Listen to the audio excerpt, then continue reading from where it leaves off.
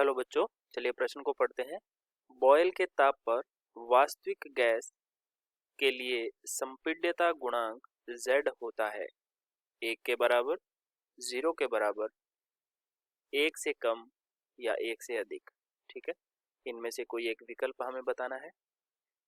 चलिए हम बात करते हैं सबसे पहले मुख्य अवधारणा की। मुख्य अवधारणा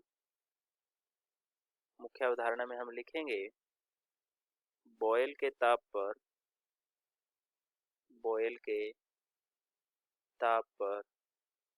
Z का मान, बॉयल के ताप पर Z का मान। Z क्या है यहाँ पर? संपीड्यता गुणांक कहलाता है। ठीक है ना, हम लिखेंगे कोई गैस जो होती है, कोई गैस किस दाब तक, कोई गैस किस दाब तक आदर्श नियमों का पालन करती है, नियमों का पालन करती है, यह उसकी प्रकृति पर निर्भर करती है। यह उसकी प्रकृति तथा ताप पर निर्भर करता है। ठीक है ना, निर्भर करता है। तो वह ताप, आगे हम लिखेंगे कि वो ताप जिस पर कोई वास्तविक गैस जो होती है दाब की पर्याप्त मात्रा पर आदर्श गैस की तरह व्यवहार करती है ना, वो उसे बॉयल का ताप कहा जाता है। चलिए हम लिख लेते हैं, वह ताप जिस पर कोई वास्तविक गैस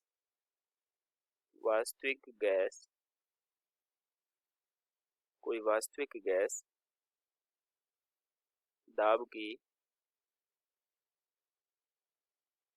पर्याप्त मात्रा पर, यानी कि एक निश्चित दाब तक पर्याप्त मात्रा पर आदर्श गैस की तरह व्यवहार करे, आदर्श गैस की भांति व्यवहार करती हो,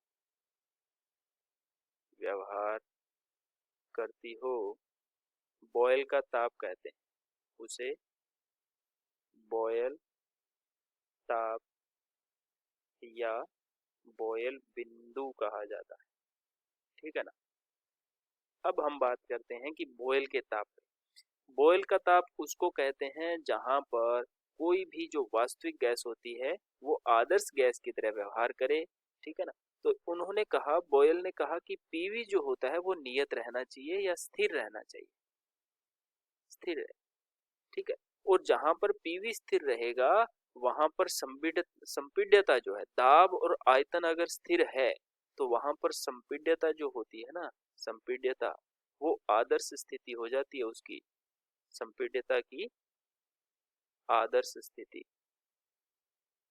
और जहां पर ये आदर्श स्थिति होती है ना, वहां पर Z का मान 1 के बराबर होना चाहिए, संपीड्यता गुणांक वहां पर 1 हो जाता है।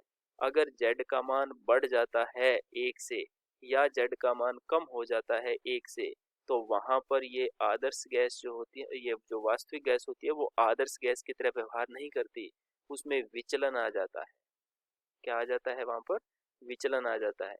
तो हमें यही तो कहा गया है कि बॉयल के ताप पर वास्तविक गैस के लिए, वास्तविक गैस कहा गया बॉयल के ताप पर, और बॉयल का ताप ये कहता है कि वहां पर आदर्श गैस की तरह व्यवहार करनी चाहिए वास्तविक गैस जो होती है। ठीक है ना, तो यहाँ पर Z का मान 1 होने वाला है और ये विकल्प हमारा ए सही है। आशा करते हैं आपको समझ आया होगा। धन्यवाद।